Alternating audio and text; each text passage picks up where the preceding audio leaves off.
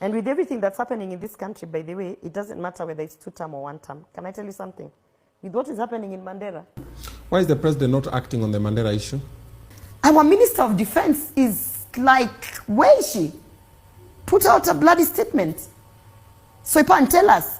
Guys are saying that military people doing their na KDF hakuna kitu wanafanya. What do you have to say about that, Soipan? You're the minister. This year will not end before Baba bolts. Before Baba? Baba is going to bolt. Yes.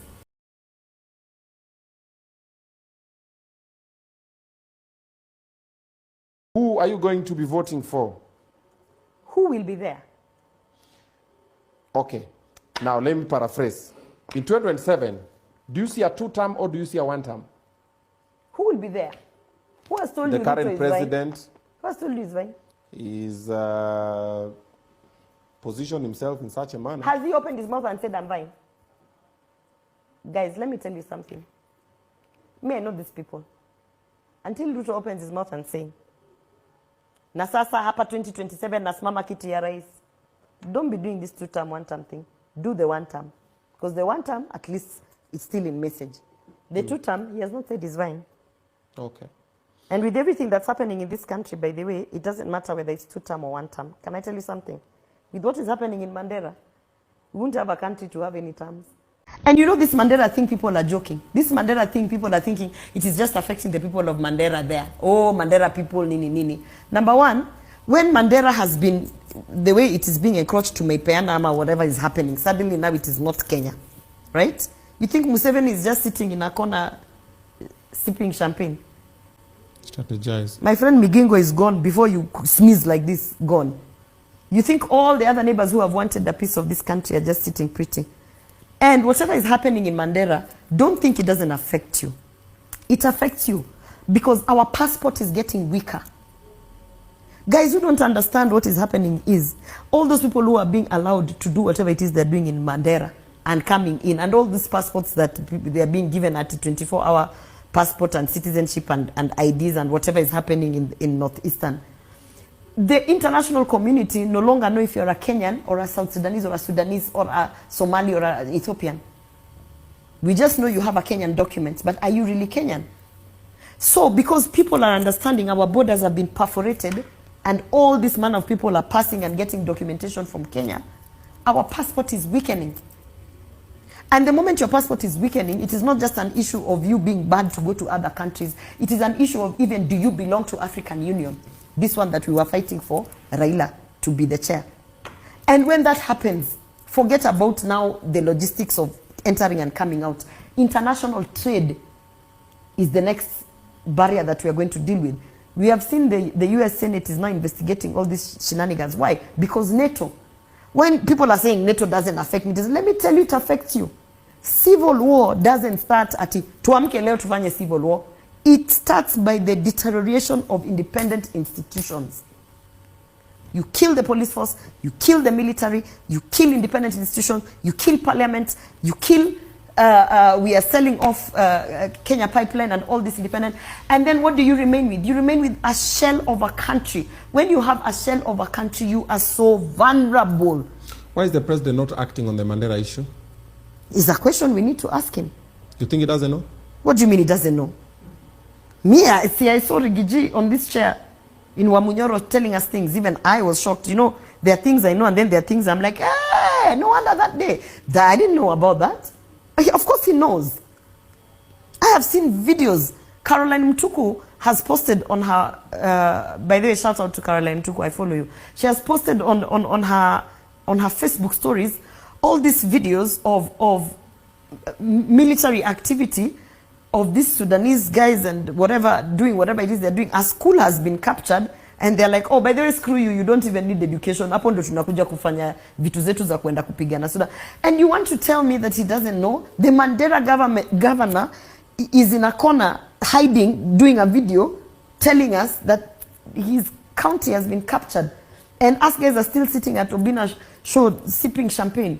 Let me tell you, civil war doesn't start at guys, venye mnasemanga Tuesday ni Tuesday ati muenda maandamano. Civil war doesn't start like that. Civil war starts how you weaken and completely destroy institutions to to a point that by the time it starts Obina, we will be doing this show here and we can't leave this compound. And what baffles me is, and this is why people think women, when we are given leadership, we can't do anything. Our Minister of Defense is like, where is she? Put out a bloody statement. So you and tell us.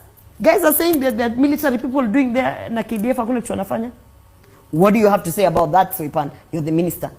You know these things also, ukipewa usifikiri umepewa tizo unakaa pale utapigwa picha mkitembea pale na maskari mkionekana. My friend, a time comes when leadership calls for you to stand up and give a statement.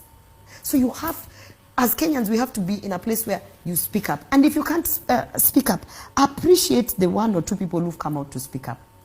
Because if you see all Mandera leaders quiet, if no one speaks, Mandera will be gone. They move to Marsabit. They move to what? By the time you know it, our borders have moved to here. By the time you know it, we're in civil war. By the time you know it, Obina, you can be saying I'm a Kenyan, whatever, lakini hata in Nigeria utaingia, watatuba, because now they know our country has been infiltrated by terrorists, by outsiders, by people who they can't verify. So we don't know if you have a Kenyan ID, if you really are Kenyan, or if you are all this manner of things that's happening out there. Well, mambo ni mingi. Yeah, so I really hope that Kenyans, when they're listening to me, understand it's not even about me. And it's not even about Ruto. And it's not even about Rigathi. It's about understanding that when you see the images of Ukraine, the images of Congo, all these places that have been destabilized. And by the way, don't think we'll ever recover from civil war. We can never recover. Libya has never recovered. Libya has never recovered from civil war. What makes you think Kenya is special? These fights we're having with Tanzania that are mocking Tanzanians, they are in a far much better place than we are as a country right now. Suluhu can be all sorts of things, but she is making sure that shit is not happening in our country. So she's saying, no, this is Tanzania, these are our borders, this is our country. Why are we allowing these things to happen in Mandera? Okay, another question, quick fire. Ilikuwa quick fire. Well, hiyo hata nimeshika nini mpaka nimesikia. Because if my father was alive, my father, you know, let me tell you. Hi. No, hii kitu by the way, nimesikia ni kama nikipata na mahali na president wetu nitamwambia baba bana, iko ifike hapo. Ilikuwa ifike mahali unatuuzia nchi. Ai bana, iko ifike hapo. Hizi vitu zote zingine tunaweza deal nazo, hata adani tunaweza pigana hapo, lakini tuuzie nchi hivi tu tukiona hivi na macho. Haiko ifike hapo. And today, Obina, I'm telling you, I'm not crazy when I tell you this. This year will not end before Baba bolts. Before Baba? Baba is going to bolt. Yes. And him as a person might not bolt. Him as Baba, Raila, might stay. But Baba's whole machinery is bolting before December. Because they have now realized the party cannot survive this shit. And there are a lot of things that Ruto is doing for Raila. But all the other party members are realizing those things are for Raila. They are not for us. So sisi musituingize maneno ya Raila. And that's why you're seeing this whole faction of Sifuna. By the way, look at the impeachment of the Kericho governor. Right?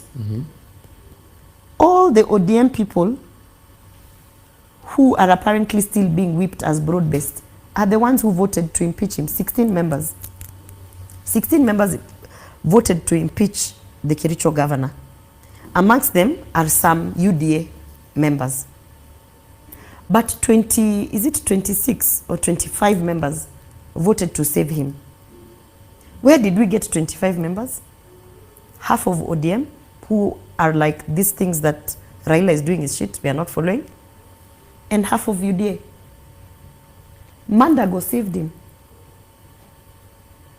Senator Mandago saved the Kericho governor. Hilary Sigei, of course, because he's also related to the Kericho governor, saved him. But still, for Hilary Sigei to go against Aaron Cheriot and Ruto, anyone who's following politics, you can see it's shifting. There are no numbers. They don't have numbers in the Senate.